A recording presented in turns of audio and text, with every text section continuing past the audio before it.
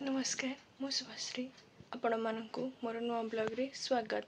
चलतु देखा आज दिन सारा मु कौन सब करुचे। बापा सजना शाग आनी तेणु ताकू फास्ट मु बाछा लगी जाइली।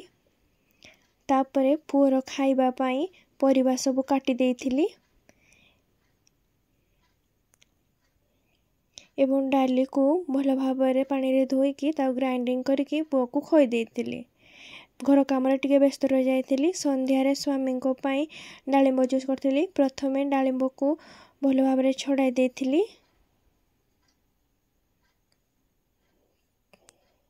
तापर डालिंबर मंजी सब पानी रे भल भाव धोई देइथिली एवं ग्राइंडर जार रे किछि काजू सहित चीनी देकी ताको भल भाव ग्राइंडिंग कर देइथिली।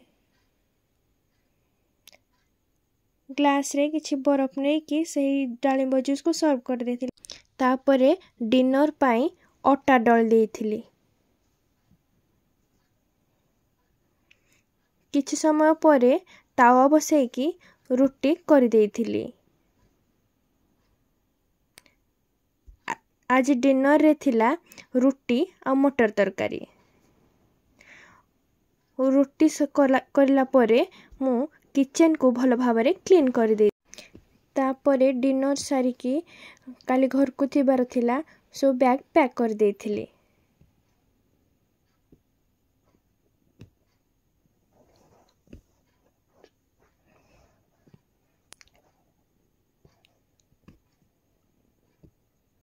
Good night रहुची। पुणी देखाबो काली एक नुआ ब्लॉग रे।